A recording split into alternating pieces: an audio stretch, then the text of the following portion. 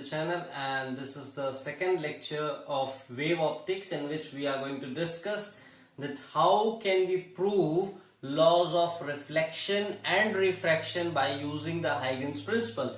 In the earlier video we have already discussed about the Huygens principle, that what it is, and we have already discussed with the Newton's corpuscular theory. Okay, so without any delay, let's start with this video and let's understand that how can we prove laws of reflection and refraction by using the Huygens principle. So reflection और refraction के loss क्या थे? Reflection का law आपका था कि सबसे पहले उसका लॉ होता था कि इंसिडेंट रे, रिफ्लेक्टेड रे और नॉर्मल रे क्या होंगी? सेम प्लेन पर लाई करेंगी. ओके, और सेकंड लॉ क्या कहता था? Angle of incidence must be equal to the angle of reflection. Refraction के केस में भी पहला लॉ ऑलमोस्ट सेम होता था. सेकंड लॉ क्या हो जाता था? Sine I upon sine R will be equals to a constant. जिस कांस्टेंट को हम रिफ्रैक्टिव इंडेक्स कहते थे, जिसे हम उसे बेसिकली डिनोट करते थे. तो यही दो लॉ हमें क्या करने हैं? प्रूव करने हैं. यही लॉस हमें प्रूव करने हैं यूजिंग हाइगन्स प्रिंसिपल. ओके, सो चलिए हाइगन्स प्रिंसिपल को समझने के लिए सबसे पहले हम क्या करते हैं? हम एक रिफ्लेक्टिंग सरफेस ले लेते हैं. ठीक है, रिफ्लेक्टिंग सरफेस ले लेते हैं या उसी को हम प्लेन भी कहेंगे. तो सबसे पहले रिफ्लेक्टिंग सरफेस ले लेते हैं. तो मैं एक रिफ्लेक्टिंग सरफेस यहां पर ड्रॉ कर लेता हूं. ये देखिए इस तरीके से. ओके, ये हमारी एक रिफ्लेक्टिंग सरफेस बन गई. रिफ्लेक्टिंग सरफेस है तो ये आप इसकी पॉलिश साइड कर दीजिए इस तरीके से. ठीक है, ताकि रिफ्लेक्शन केवल इस तरफ से होगा और इस तरफ से कुछ भी नहीं होगा. ये आप इस तरीके से बना लीजिए जैसे आप किसमें बनाते थे? मिरर्स के केस में बनाते थे, जब आप रे डायग्राम बना रहे थे. ठीक है, उसमें इस तरीके से हमने कर लिया. अब हम क्या करेंगे?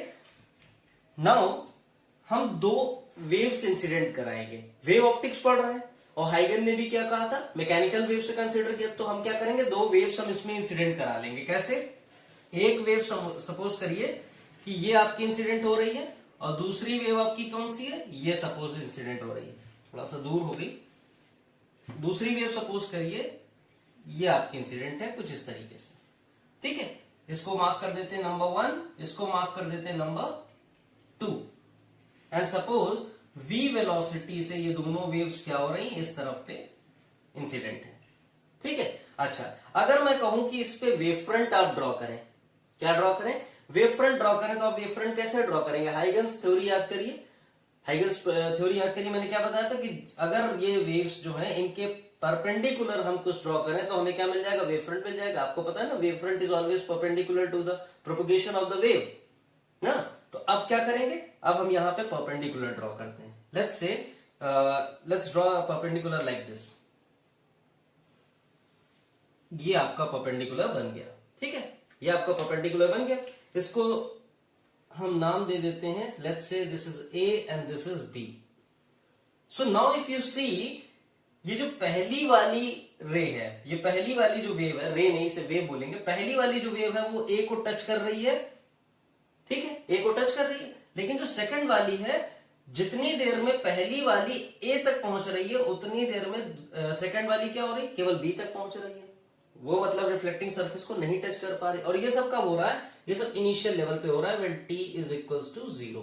हमने t इक्वल्स टू 0 ले लिया. इनिशियल लेवल पे इतना हो रहा है कि पहली वेव रिफ्लेक्टिंग सरफेस को टच कर ले रही है, लेकिन सेकंड वेव रिफ्लेक्टिंग सरफेस को टच नहीं कर पा रही है. उसे क्या करना पड़ रहा है? सेकंड वाली को इतना डिस्टेंस एक्स्ट्रा ट्रेवल करना पड़ रहा है. ठीक है, अब ये डिस्टेंस कितना है? ये डिस्टेंस हमें कंप्यूट करना पड़ेगा. सपोज ए से बी के बीच में, सॉरी, ये जो पॉइंट है इस पे आपको टाइम लगा t. ठीक है, तो यहां पे t इक्वल्स टू 0 था, तो यहां पे t इक्वल्स टू सपोज हमने ले लिया t. ठीक है, यानी ए वाली पहले पहुंच गई, बी वाली, सॉरी, फर्स्ट वाली पहले पहुंच गई, सेकंड वाली बाद में पहुंची. ये ए पॉइंट पे पहुंच गई लेकिन ये बी पॉइंट पे ही रह गई. तो इसे इतना डिस्टेंस ट्रेवल करना पड़ा. अब ये जो एक्स्ट्रा डिस्टेंस इसे ट्रेवल करना पड़ा है वो कितना हो जाएगा? दैट विल बी, डिस्टेंस हम कैसे निकालते हैं? डिस्टेंस कैसे निकालेंगे? देखिए, distance is equals to speed equals to distance upon time. तो यहां पर हमें पता है वेलोसिटी कितनी दे रखी? v मल्टीप्लाइड बाय टाइम कितना लगा है? 0 और t. तो कितना हो जाएगा? t हो जाएगा. यानी कि डिस्टेंस कितना हो गया? vt हो गया. ठीक है, तो ये जो एक्स्ट्रा डिस्टेंस है ये कितना है? ये vt है. ठीक है, ये कितना है? This is vt. ये आपका हो गया vt. ठीक है, अब देखिए क्या करना है, अब हमें बी पॉइंट पे अब कंपास को रख करके यहां पे क्या कर सकते हैं, एक आर्क बना सकते हैं। ठीक है, तो उससे आपको क्या मिल जाएगा, कंपास पे आपको वीटी लेंथ का एक पूरा मिल जाएगा, जिसको कि आप यूज कर सकते हैं आगे आर्क बनाने के लिए। आपको लेंथ मिल जाएगी कितनी, वीटी लेंथ मिल जाएगी आपको। ठीक है, अच्छा वीटी लेंथ जो आपको मिली है, अगर आप ए से ए पॉइंट पे कंपास को रख करके अगर आप आर्क ड्रॉ करें तो आप आर्क ड्रॉ कर सकते हैं। कैसे ड्रॉ कर सकते हैं, इस तरीके से ड्रॉ कर सकते हैं। मान लीजिए ये आपकी आर्क बनी, ठीक है, ये आपकी आर्क बनी, या इधर ना बना करके थोड़ा सा इधर कर देते हैं कन्वीनियंस के लिए, बी को अंदर की तरफ लिख लेते हैं। इधर पे मान लीजिए आपकी आर्क बनी कुछ इस तरीके से, कुछ इस तरीके से आपकी आर्क आई और ये आपका बी पॉइंट हो गया। अब ये आर्क हम क्यों बना रहे हैं, मैंने आपको बताया था कि सेकेंडरी सोर्सेस जो होते हैं या हर एक पॉइंट जो होगा पहले वेव फ्रंट पे, वो क्या करता है, सेकेंडरी सोर्स की तरीके काम करता है। और सेकेंडरी सोर्स कैपेबल इनफ है खुद डिस्टर्बेंस क्रिएट करने के, यानी कि वेवलेट बनाने के। तो अगर आप देखें तो ये क्या है, ये एक तरीके से वेव फ्रंट आपका पहला बन गया। उसमें ये जो ए और बी पॉइंट है किसकी तरीके काम करेंगे, सेकेंडरी सोर्स की तरीके काम करेंगे। सेकेंडरी सोर्स की तरीके काम करेंगे तो ए क्या है, ए खुद का अपना वेव फ्रंट बना सकता है। ठीक है, तो यानी कि हम ये आर्क बना रहे हैं, ऐसा जरूरी नहीं कि ये यही आर्क बनेगा, ये कहीं भी बन सकता है, इधर भी हो सकता है, इधर भी, इधर भी, इधर भी, कहीं भी हो सकता है, क्योंकि वो तो स्फेरिकल बन रहा है ना, कहीं भी हो सकता है। लेकिन अगर आप एक कॉमन सेंस देखें तो हम क्या पढ़ने जा रहे हैं, हम क्या पढ़ रहे हैं, हम रिफ्लेक्शन पढ़ रहे हैं। और जब रिफ्लेक्शन हम पढ़ रहे हैं तो यानी कि कुछ चीज आएगी जो कि टकराने के बाद रिफ्लेक्ट होगी, यही तो हम बोल रहे हैं कि कुछ आएगा जो रिफ्लेक्ट होगा, टकराने के बाद रिफ्लेक्ट होगा। तो रिफ्लेक्शन के लिए हमें इधर ही पे कहीं तो कुछ करना पड़ेगा, इसलिए हमने आर कहां ड्रॉ की, इधर ड्रॉ की। ठीक है, छोटी क्यों ड्रॉ की है, क्योंकि वीटी लेंथ खुद में छोटी है। तो जब हम वीटी लेंथ का एक कंपास पे आर्क कंपास पे लेंथ ले लेंगे तो ए पॉइंट पे रख के जब हम आर्क बनाएंगे तो इतनी ही तो बनेगी। ठीक है, इतना क्लियर हुआ। ओके, अब हम क्या करेंगे, कॉमन टेंजेंट। कॉमन टेंजेंट क्या देती है, दो आर्क अगर हमने बनाई हुई है उनके बीच में अगर हम एक कॉमन टेंजेंट ड्रॉ करें तो हमें क्या मिलता है, वेव फ्रंट मिलता है। ये भी हम लोगों ने डिस्कस किया था लास्ट लेक्चर में। ठीक है, तो हम क्या करेंगे, हम यहां पर एक कॉमन टेंजेंट ड्रॉ कर लेंगे। ये देखिए, ये आपकी हो गई कॉमन टेंजेंट। ठीक है, ये कॉमन टेंजेंट है तो एक तरीके से क्या है, वेव फ्रंट है। क्या है ये वेव फ्रंट है आपका। अच्छा, पैरेलल रेस के परपेंडिकुलर ड्रॉ किया तो वेव फ्रंट मिला। अगर वेव फ्रंट के कुछ भी परपेंडिकुलर ड्रॉ करेंगे तो क्या रेस नहीं मिल जाएंगी, पैरेलल रेस मिल जाएंगी। ठीक है, और रे नहीं, उसको वेव ही बोलेंगे। जहां पे भी ये रे की तरीके हम लोग ट्रीट कर रहे हैं, लेकिन वेव ही बोलेंगे। तो वेव के जब परपेंडिकुलर ड्रॉ किया तो वेव फ्रंट मिला। तो वेव फ्रंट के परपेंडिकुलर ड्रॉ करने पे क्या वेव्स नहीं मिल जाएंगी। ठीक है, तो अब यहां से परपेंडिकुलर आप ड्रॉ करिए। जब आप यहां से परपेंडिकुलर ड्रॉ करेंगे तो क्या होगा, this will be like this. इसको आप इससे कनेक्ट कर दीजिए, क्योंकि लेंथ आपने इसी से ली थी ना, ए पॉइंट से लेकर के तो आर्क बनाई थी, तो इसे आप कनेक्ट कर दीजिए। जब इसके परपेंडिकुलर आप ड्रॉ करेंगे तो एक वेव आपको ये मिल गई और दूसरी वेव आपको ये मिल गई। ये दोनों इस तरफ जा रही है। ठीक है, देख रहे हैं क्या हो रहा है, रिफ्लेक्शन हो रहा है। ठीक है, स्लोली स्लोली समझते चलिए कैसे क्या है। ठीक है, रिफ्लेक्शन हो रहा है। अब क्या करना है, चलिए अब यहां पर हम क्या करेंगे, हम एक नॉर्मल ड्रॉ कर लेते हैं। ठीक है, आई होप इतना क्लियर हो गया होगा। हमने क्या किया, हमने दो वेव्स ली, एक वेव डिलेड पहुंच रही थी तो उसको हमने कंप्यूट किया टी टाइम पीरियड मान करके, कितना वीटी, उसी के अकॉर्डिंग आर्क ली, और आर्क लेने के बाद ए पॉइंट से रख के हमने आर्क ड्रॉ की। उससे हमें क्या मिला, एक wave front, new wave front मिला, जो कि क्या कहलाएगा, ये वाला इंसिडेंट वेव फ्रंट था, ये वाला क्या होगा, रिफ्लेक्टेड वेव फ्रंट होगा। और रिफ्लेक्टेड वेव फ्रंट के परपेंडिकुलर जब ड्रॉ किया तो हमको रेस मिल गई, रेस मिल गई या कहा जाए वेव्स मिल गई। ठीक है, तो इतना आपको क्लियर हुआ। चलिए अब हम क्या करेंगे, इस ए पॉइंट पर हम एक नॉर्मल ड्रॉ कर देते हैं। क्या करते हैं, नॉर्मल इस तरीके से ड्रॉ कर देते हैं। ठीक है, अच्छा जब हमने नॉर्मल ड्रॉ कर दी तो अब आप देखिए, इंसिडेंट वेव और रिफ्लेक्ट और नॉर्मल, इंसिडेंट और नॉर्मल के बीच का एंगल क्या होता था, एंगल ऑफ इंसिडेंस बनता था। ये आपका क्या हो गया, एंगल आई हो गया। और अगर आप देखो तो ये और ये दोनों कितने हैं, ये देखिए, अगर ये आपका इंसिडेंट है और ये आपका ऐसे है तो इनको आप देखिए तो क्या है, 90 डिग्री पर है, ये 90 डिग्री पे। और अगर ये आई हो गया, ये एंगल आपका आई हो गया, तो ये टोटल कितना बचेगा, ये एंगल कितना आपका बचा, ये आपका 90 माइनस आई हो जाएगा।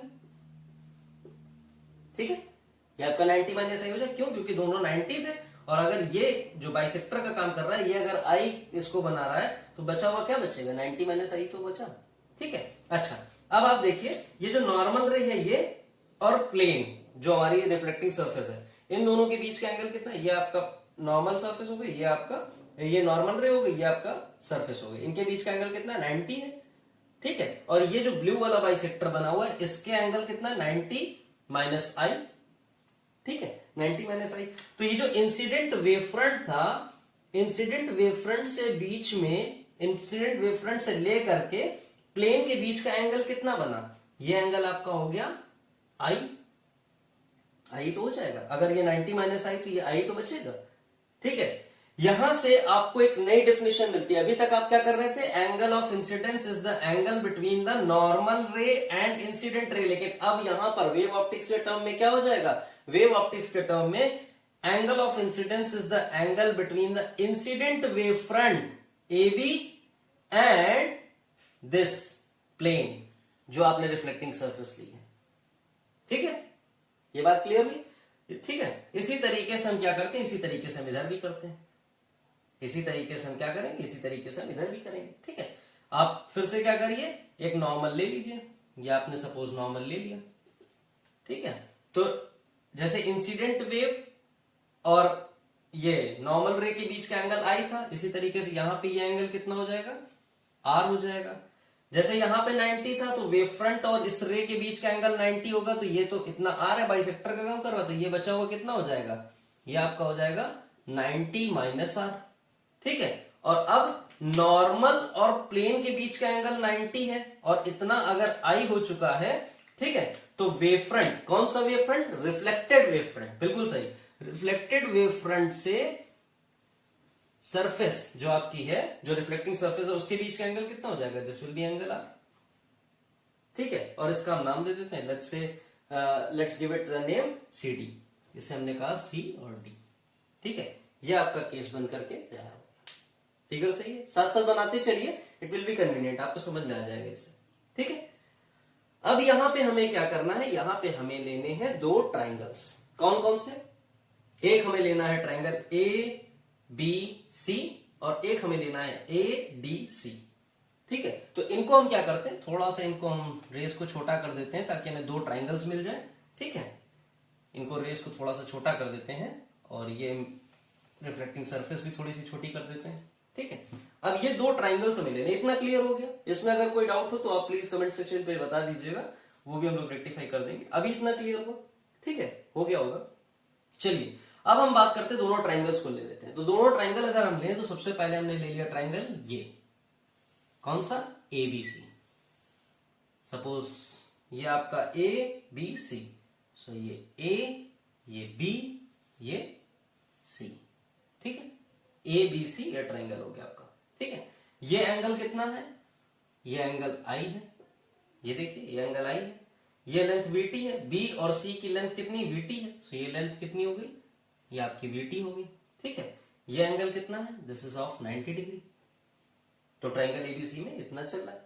अब इसी तरीके से हम एडीसी ले लेते हैं। ठीक है, एक और ट्राइंगल ले लेते हैं ADC. Suppose this is your ADC, A C D. ठीक है, ए सी डी। ओके, अब यहां पे देखिए जो एडी लेंथ थी, ए से ही तो आपने आर्क लगाई थी ना, ए से वीटी लेंथ की आर्क आपने लगाई थी, और आपको क्या मिला था? पॉइंट डी मिला था। तो ये लेंथ कितनी हो गई? ये लेंथ आपकी हो गई वीटी। ठीक है, ये एंगल कितना हो गया? 90। ठीक है, और ये एंगल कितना है? This is angle R. Okay, ठीक है, चलिए अब इन दोनों ट्राइंगल्स में देखिए एसी एसी कॉमन है। एसी आपकी क्या है? एसी कॉमन है। ठीक है, उसके बाद एडी और बीसी कॉमन है। ठीक है, एडी और बीसी कॉमन है। क्यों? क्योंकि वीटी लेंथ है दोनों की लेंथ वीटी है। ओके, और ये एक एंगल दोनों का क्या है? 90 डिग्री है। ठीक है, यानी कि angle A B C is equals to angle A D C, दोनों क्या है? 90 डिग्री है। सो आरएचएस क्राइटेरियन लग रहा है, आरएचएस क्राइटेरियन लग रहा है। एक एंगल आपका राइट एंगल है, हाइपोटेनस बिल्कुल सेम है और एक साइड दोनों की सेम है, ठीक है। हाइपोटेनस, साइड, एंगल, तो आरएचएस क्राइटेरियन लग गया। आरएचएस क्राइटेरियन से दोनों ट्रायंगल कैसे हो गए, एक जैसे हो गए, ठीक है। तो यहां से हमें क्या मिलता है कि एक आप प्रॉपर्टी जानते होंगे राइट एंगल की, कि जो इक्वल साइड्स होती हैं, ठीक है, जो साइड्स इक्वल हैं उनके अपोजिट एंगल्स क्या होते हैं, इक्वल होते हैं, ठीक है। Angle opposite to the equal sides are equal in nature. So अगर आप यहां से इसी चीज को देखें कि angles which are opposite to the equal sides are equal, so यहां पे ये VT के अपोजिट कौन सा एंगल है, एंगल I है, ठीक है। और यहां पे VT के अपोजिट कौन सा एंगल है, एंगल R है। Angle I equals to angle R। क्या था आपका ये आपका रिफ्लेक्शन का लॉ था, प्रूव हो गया, ठीक है। उसके बाद आप देखें जो आपका इंसिडेंट वेव फ्रंट है, वो जो आपका नॉर्मल बन रहा है वो, और जो आपका रिफ्लेक्टेड वेव फ्रंट है वो, ये सारे क्या है, सेम प्लेन पे लाई कर रहे हैं।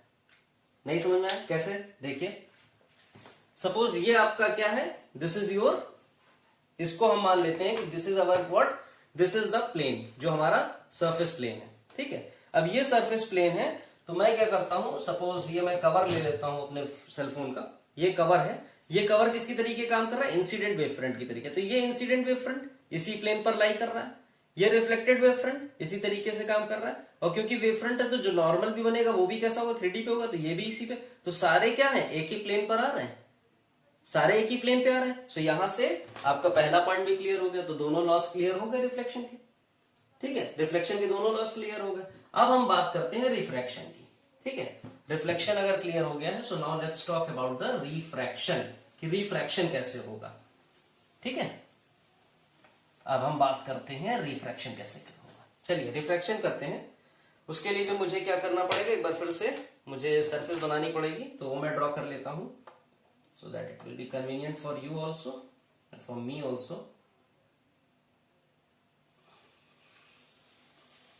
ये हमने एक सरफेस बना ली, ठीक है, ये हमारी एक सरफेस बन गई। अब ये जो सरफेस है ये रिफ्लेक्टिव सरफेस नहीं होगी, ये क्या होगी, मीडिया की बाउंड्री होगी, ठीक है। ऊपर हमने ले लिया मीडियम 1, जो कि कैसा है, मान लीजिए ये रेयरर मीडियम है, किसी को तो मानना पड़ेगा ना, ये रेयरर हो गया, ये डेंसर हो गया, ठीक है। इसमें जो वेव मूव कर रही है उसकी वेलोसिटी v1 है, इसमें जो वेव मूव कर रही है उसकी वेलोसिटी v2 है, ठीक है। और हम कंसीडर करके चलेंगे क्या, v1 ग्रेटर देन v2, जो कि होता ही है, उसमें कंसीडर क्या करना है, ये तो होता ही है ना, ठीक है। अच्छा अब हम क्या करते हैं, दो वेव्स को फिर से इंसिडेंट करा, पूरी स्टोरी वही है जो अभी तक आपने किया, वही स्टोरी देखिए, करते चलिए साथ साथ। ये आपने एक वेव इंसिडेंट कराई, ये आपने दूसरी वेव इंसिडेंट कराई, ये वाली ऑब्वियस सी बात है लेट पहुंचेगी। अब आपको क्या करना है, वेव फ्रंट बनाना है। वेव फ्रंट बनाने के लिए आप क्या करेंगे, आप इसको यूं परपेंडिकुलर ड्रॉप कर देंगे, परपेंडिकुलर आपने ड्रॉप कर दिया, वेव फ्रंट बन गया। ये आपका क्या हो गया, this is your point A, this is your point B. ये लेंथ कितनी आ रही थी, वीटी आ रही थी, तो ये फिर से निकालने की आवश्यकता तो है नहीं, वीटी फिर से हो गया, ठीक है। It's quite clear that once we have computed this length earlier, this will be VT. This is not going to change. But here, the only minute change is it will be V1T. Why? Because it is traveling in the rarer medium. ठीक है? It is traveling in the rarer medium. Okay? Is it clear? इतना clear है? ठीक? इससे extra time लग रहा है और ये आपकी A पे ऑलरेडी पहुंच चुकी है। तो अब इसके आगे क्या होगा, जब ये रे इधर की तरफ आएगी, मतलब कहां, मीडियम 2 में एंटर करेगी, डेंसर मीडियम में एंटर करेगी, तो क्या होगा, हम यहीं पे एक काम करते हैं, नॉर्मल ड्रॉ कर लेते हैं। हमने यहां पे फिर से क्या किया, एक नॉर्मल ड्रॉ कर लिया। नॉर्मल ड्रॉ कर लिया तो this will be angle I, okay, and this will be angle again 90 minus I, ठीक है, this will be angle 90 minus I। ये बचा हुआ एंगल आपका कितना हो जाएगा, ये एंगल I हो जाएगा। मैंने अभी पहले ही बता दिया ना कि incident wave front of plane, ये प्लेन की तरीके काम कर रहा है ना, प्लेन नहीं है लेकिन प्लेन की तरह ये एक्ट कर रहा है। सो उनके बीच का एंगल कितना होता है, I होता है। तो ये आपको यहां से इतना मिल गया, ठीक, ओके। सो ये हमारा इतना केस अभी तक बन गया। अब हम क्या करेंगे, अब आगे इसके क्या होगा, देखिए ये रे वेट नहीं करेगी, ये रे जैसे ही, ये वेव आपकी जैसे ही ये 1 मान लीजिए, ये 1 है, ये 2 है, तो 1 वाली जैसे ही जो है ए पॉइंट पर आ गई, वो वेट थोड़ी ना करेगी कि बी भी आ जाए तभी हम आगे मूव करेंगे। वो क्या करेगी, इट विल स्टार्ट मूविंग। तो कैसे मूव करेगी, ये आप मान लीजिए यहाँ पे एक आर्क इस तरीके से लगा दीजिए, ठीक है, एक आर्क इस तरीके से लगा दीजिए। अब देखिए इसके इस बाउंड्री के ऊपर मीडियम कैसा है, रेयरर है, v1 वेलोसिटी से मूव कर रहा है, इसके नीचे डेंसर है, v2 वेलोसिटी से मूव कर रहा है, ठीक है। सो हम क्या करेंगे, दोनों की सेम तो होगी नहीं। पहले क्या कर रहे थे, इतनी आर्क लेकर के हम आगे लगा दे रहे थे, अब लेकिन ये चीज नहीं होगी। क्यों, क्योंकि यहाँ पे v1 वेलोसिटी है, यहाँ पे v2 वेलोसिटी, मीडियम चेंज हो गया ना, क्योंकि रिफ्लेक्शन में यही तो होता है। तो हम क्या करेंगे, हम एक एनोनिमस आर्क, एक रैंडम आर्क लेकर के क्या करेंगे, इधर कहीं पर लगा देंगे यूं, ठीक है। अब आप कहोगे इधर ही पे ही क्यों, कहीं भी लगा सकते, तो ऑब्वियस सी बात है, आपको पता है, वही कॉमन सेंस आप यूज करिए कि रे कहाँ आएगी, सेकंड मीडियम में तो आएगी रिफ्लेक्शन में ना, इतना तो पढ़ा ही हुआ हम लोगों ने। तो ये हमारी एक आर्क लग गई। अब इस आर्क को जैसे हमने लगाया तो इसके एक कॉमन टेंजेंट अगर हम ड्रॉ करते हैं यूं, तो ये हमें क्या मिला, ये हमें एक और वेव फ्रंट मिल गया, एक और वेव फ्रंट मिल गया। अब हम यहां से क्या करेंगे, इसे कनेक्ट कर देते हैं यूं, ठीक है। तो आप क्या देख रहे हो, जब आप देख रहे हो कि ये हमने नया वेव फ्रंट बना लिया है, जैसे कि हम क्या नाम दे दें, जैसे सपोज हमने नाम दे दिया CD, ठीक है। अब ये जब नया वेव फ्रंट है तो आप देख रहे हो ना, ये वाली जो वेव है वो क्या हो रही है, थोड़ा सा नॉर्मल की तरफ बेंड हो रही है, यानी कि रिफ्रैक्शन हमारा क्या हो रहा है, पूरी तरीके से फॉलो हो रहा है। अब इसके बाद आगे का अगर हमें वेव बनानी तो कैसे बनाएंगे, ये जो आपका वेव फ्रंट बना है इसी के परपेंडिकुलर तो बनाएंगे, जैसे अभी तक बना रहे थे। तो इसके परपेंडिकुलर आपका क्या हो गया, एक आपका ये हो गया, एक आपका ये हो गया, ये परपेंडिकुलर बन गए आपके, ठीक है।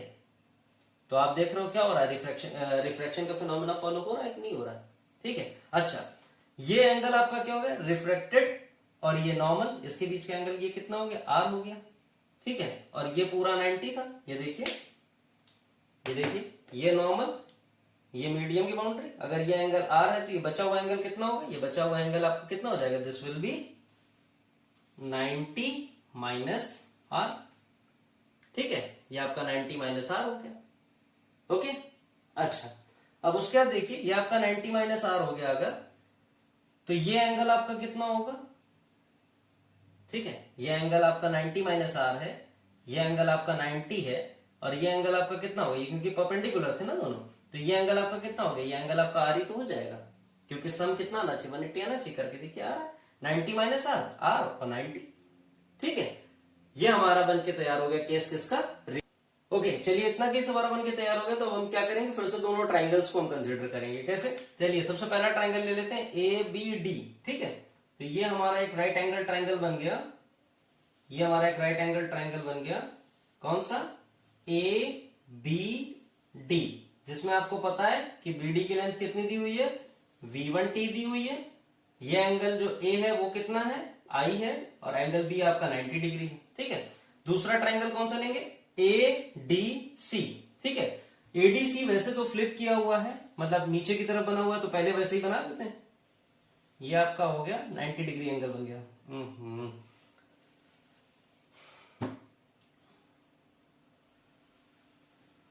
ठीक है। ये आपका 90 एंगल हो गया, ये आपका हो गया AD, और ये आपका हो गया C, ओके।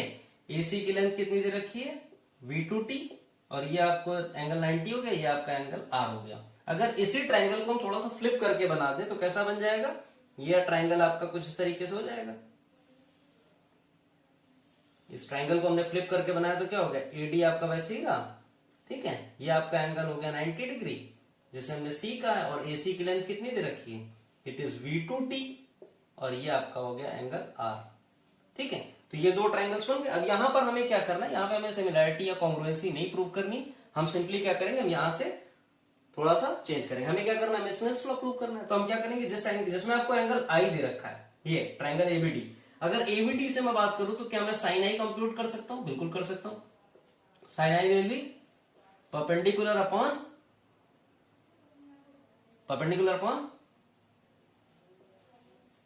ठीक है, हाइपोटेनस। वैल्यूज आप सब्स्टिट्यूट करिए, कितनी आ जाएगी, परपेंडिकुलर की वैल्यू कितनी दे रखी है, देखिए V1T दे रखी है, और हाइपोटेनस कितना दे रखा है, AD, ठीक है, पहले ट्राइंगल से, ठीक है। दूसरे ट्राइंगल को देखिए, दूसरे ट्राइंगल से हम क्या कर सकते हैं, हम साइन R कैलकुलेट कर सकते हैं। साइन R अगर आप कैलकुलेट करेंगे तो कितनी वैल्यू हो जाएगी, अगेन परपेंडिकुलर अपॉन हाइपोटेन्यूज ही होगा, ठीक है। तो V2T अपॉन AD, ठीक है। Mark it first, mark it second. First को डिवाइड कर दीजिए सेकेंड से, क्या मिलेगा? Sine I upon sine R equals to V1T upon AD upon V2T upon AD। AD से AD cancel, it will be V1T upon V2T। T से T cancel, it will be V1 upon V2। And speed of light in one medium, speed of light in second medium क्या हो जाता है? Refractive index हो जाता है। So यहां से sine I upon sine R कितना हो गया? इट इज म्यू, ठीक है। यह आपका बन गया Snell's law. So by this way we can prove reflection laws and refraction laws using the Huygens principle. I hope this lecture is quite clear to you, and if you have any doubt, please leave your doubt in the comment section so that we can clear it. Thank you for watching the video. Have a great time, all of you.